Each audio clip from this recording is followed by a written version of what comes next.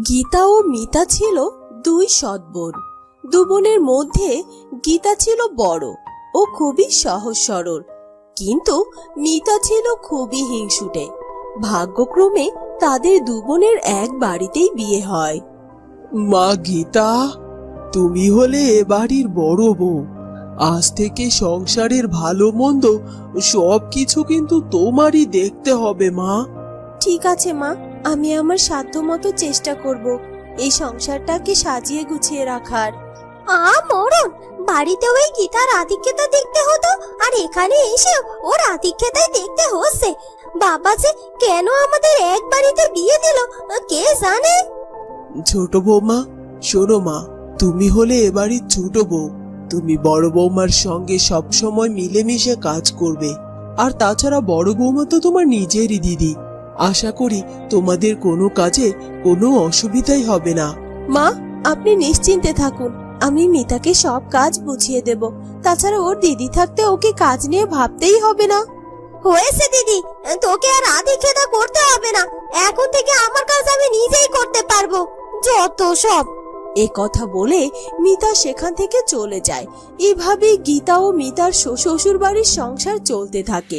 কিন্তু যত দিন যায় মিতা যেন তত আরো হিংসুটে হয়ে ওঠে।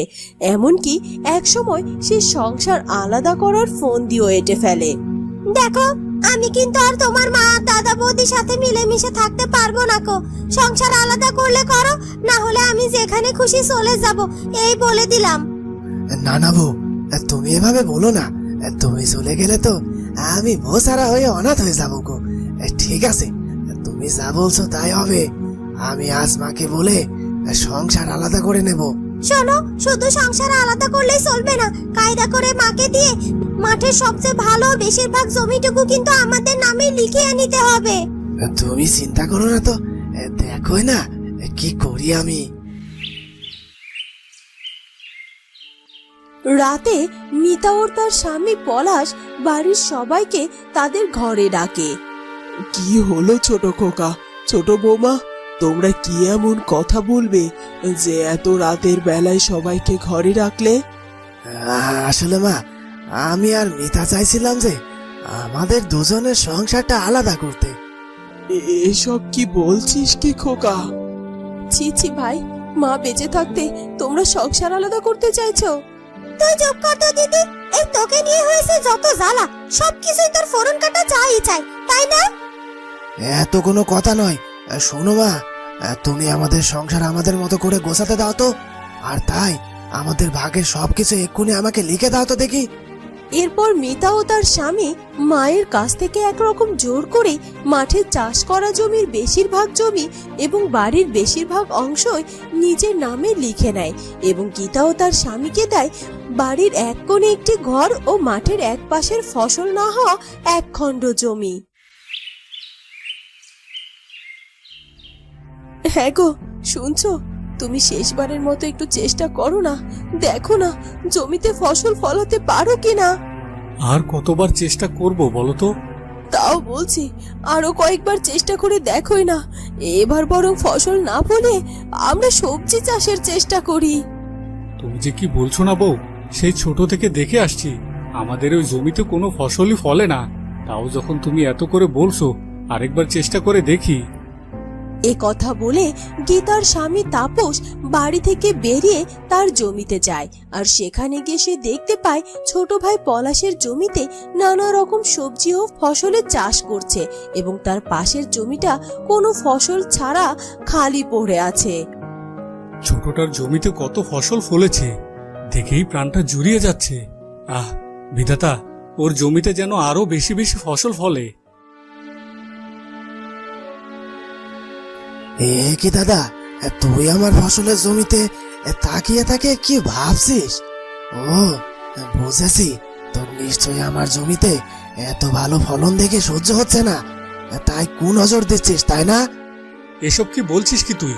আমি কখনো তোর ভালো কিছু দেখে নজর দিতে পারি? তা নয় তো কি, নিজের জমিতে তো কোনো ফসল ফলাতে পারছিস না, তাই আমার জমিতে নজর দিয়ে সব নষ্ট করতে চাইছিস, তাই না? তা তো আমি হতে দেব না। যা, এক্ষুনি আমার জমির সামনে থেকে সরে যা বলছি। আর কখনো কোনো দিনও আমার জমির আশেপাশে যেন তোকে না দেখি। ঠিক আছে ছোট, আমি চলে যাচ্ছি। তবে তুই মনে রাখিস, কাউকে ঠকিয়ে আর কষ্ট দিয়ে নিজে সুখে থাকা যায় না। এ কথা বলে তাপস মন খারাপ করে তার জমিতে চলে যায়। এদিকে গীতার শাশুড়ি একদিন খুব অসুস্থ হয়ে পড়েন। বড় খোকা, বড় বৌমা, তোমরা খুব ভালো মনের মানুষ। বিধাতা তোমাদেরকে মুখ তুলে অবশ্যই চাইবে। আর আমার ছোট খোকা আর ছোট বৌমা তো সব কিছুর ভাগ বেশি বেশি নিয়ে নিলেও এই বুড়ি বোঝাটাকে ঠিক তোমাদের ভাগেই ফেলে দিল। তাতে কি মা, মা কখনো সন্তানের বোঝা হয় নাকি? বরং তোমাকে ওরা ওদের ভাগে নিলেই আমরা বেশি কষ্ট পেতাম। তা আমি জানি বাবা। শোন বাবা, ছোট খোকা তোকে ঠকালে আমি তো আর তোকে ঠকাতে পারি না। আর তাই আমি চলে যাওয়ার আগে তোকে এমন কিছুর খোঁজ জানাতে চাই যা দিয়ে তোর জীবনে সুখ শান্তি ফিরে আসবে। তুই তোর জমির ঠিক মাঝখানটাতে 5 হাত মাটি খুঁড়বি। মাটি খুঁড়ে দেখতে পাবি একটা লাল কাপড়ে বাঁধা কৌটো সেখানে রাখা আছে। তাতে কিছু বীজ পাবি, সেগুলো তুই তোর জমিটাতে লাগিয়ে দিস বাবা। এ কথা বলে গীতার শাশুড়ি মা মারা যান। তারপর কেটে যায় বেশ কিছুদিন। একদিন গীতা আর তাপস তার মায়ের কথা অনুযায়ী মাঠের জমির মাঝখান খুঁড়ে সেই লাল কাপড়ে বাঁধা কৌটো খুঁজে বের করে এবং সেখানে থাকা সব বীজ তাদের জমিতে রোপণ করে দেয়।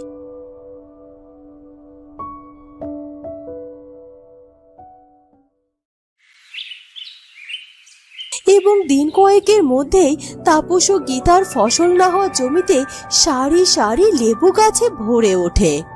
দেখেছো দেখেছো তুমি, বিধাতা আমাদের মুখ তুলে চেয়েছেন। মা আমাদের বলেছিলেন না যে একদিন সব ঠিক হয়ে যাবে। দেখো, আজ আমাদের এই ফসল না হওয়া জমিতে কত লেবু গাছ হয়েছে। হ্যাঁ বউ, হ্যাঁ, তাই তো দেখছি। এবার আমাদের দুঃখের দিন শেষ হবে। এরপর দেখতে দেখতে তাদের লেবু গাছে লেবু ধরতে শুরু করে এবং লেবুগুলো খুব তাড়াতাড়ি বড় হয়ে যায়। দেখো, আমাদের লেবুগুলো কত বড় হয়ে গেছে। এগুলো এখন বাজারে বেচতে নিয়ে যেতে হবে। হ্যাঁ বউ, আমি আজই লেবুগুলো বাজারে নিয়ে যাব। এরপর গীতা আর তার স্বামী মিলে সেই লেবুগুলো বাজারে নিয়ে বিক্রি করে। তাদের লেবুর স্বাদ ছিল ভারী অদ্ভুত এবং সুস্বাদু, তাই বাজারে খুব তাড়াতাড়ি তাদের লেবুর চাহিদা বেড়ে যেতে লাগলো। এমনকি কয়েকদিনের মধ্যে তারা লেবু বেচে বেশ ধনীও হয়ে গেল। এসব দেখে মিতা আর তার স্বামী জ্বলতে লাগলো। হ্যাঁ গো, শুনেছো? তোমার দাদা আর বৌদি তো ওই অপয় জমিটাতে লেবুর বাম্পার ফলন ফলিয়েছে গো। ওরা তো দেখছে আমাদের সে ধনী হয়ে গেল। তুমি চিন্তা করো না, আমি এবার পুরো জমিতে লেবুর চাষ করব। দেখি কে বেশি ধনী হয়। এরপর মিতা আর তাপস তাদের পুরো জমিতে লেবুর চাষ করে। তাদের জমিতে ভালোভাবে লেবুর গাছও হয়, কিন্তু কেউ গীতা আর তাপসের লেবু রেখে তাদের লেবু কিনতে চায় না।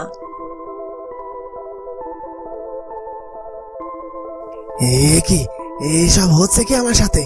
বাজারে ওদের লেবুর এত চাহিদা আর আমাদের লেবুর কোনো চাহিদাই নেই। আমার মনে হয় সব ওদের ওই জমির গুণ গো। ওই জমিতে এমন কিছু আছে যাতে করে লেবু চাষ করলে এত সুস্বাদু লেবু হচ্ছে। আর আর এই লেবু বেচে ওরা কদিনেই ধনী হয়ে যাচ্ছে। আর গ্রামের লোকজন ওদের লেবু ছাড়া তো কোনো লেবুই কিনতে চায় না।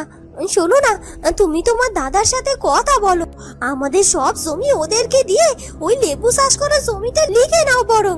তাহলে দেখবে আমরাও শুধু লেবু চাষ করে অনেক ধনী হয়ে যাব। এরপর মিতার কথা মতো পলাশ তার দাদা আর বৌদির কাছে গিয়ে বলল, দেখ দাদা, তোদেরকে আমরা অনেক ঠকিয়েছি, অনেক কষ্ট দিয়েছি। আমরা আমাদের ভুল বুঝতে পেরেছি, তাই তোকে আমি আমার সব জমি দিতে চাই। আর তার বদলে তুই আমাকে তোর মাঠের ওই অল্প জমিটাই দিস। বুঝেছি, এই নিশ্চয়ই মিতার চালাকি। ওরা লেবু চাষ করার লোভে পড়ে এটা করেছে। ঠিক আছে, তাই হবে। তবে তোমাদেরকে কথা দিতে হবে, তোমরা আর কখনো জমি বদল করতে চাইবে না। না না দিদি, কখনোই চাইবো না। এরপর পলাশ আর মিতা তাদের সব জমিটুকু দিয়ে ওই অল্প জমিতে লেবু চাষ করে। আর এদিকে গীতা ও তার স্বামী সেই অদ্ভুত লেবুর বীজ তাদের পুরো জমিতে লাগিয়ে দেয়। তাদের সব জমিতে আগের চেয়ে বেশি পরিমাণে লেবু চাষ হয় এবং তারা আরো অনেক বেশি ধনী হয়ে যেতে থাকে। আর এদিকে লোভী মিতা ও পলাশের জমিতে চাষ করা লেবু গাছে কোনো লেবুই ধরে না। এ কি গো, ও দাদা আর বৌদির জমিটুকু নিয়ে আমরা লেবু চাষ শুরু করলাম, কিন্তু আমাদের জমিতে তো কোনো লেবুই ধরছে না। আর দেখো, ওরা আমাদের জমিতে লেবু চাষ করে কত কত লেবু ফলাচ্ছে, আর আমাদের জমিতে যদি লেবু না ফলে তাহলে যে আমরা নিঃস্ব হয়ে যাবো গো। সব সব তোমার জন্য হয়েছে। বেশ, আমরা আমাদের জমিতে চাষ করে খাচ্ছিলাম, তা না তোমার বেশি লোভের আশায় আজ আমাদের সব খোয়াতে হলো গো। এখন তো আর এই মুখ নিয়ে দাদা বৌদির কাছে যেতেও পারবো না, আর জমি বদলাতেও পারবো না গো। হায় হায় গো, আমাদের একই সর্বনাশ হয়ে গেল। ওরে লেবু রে, তুই শেষমেশ আমাদেরকে নিঃস্ব করে দিলি। বন্ধুরা, কেমন লাগলো আমাদের আজকের গল্পটি? ভালো লাগলে অবশ্যই আমাদের চ্যানেলটিকে সাবস্ক্রাইব করে দিও। দেখা হবে পরের ভিডিওতে। ধন্যবাদ।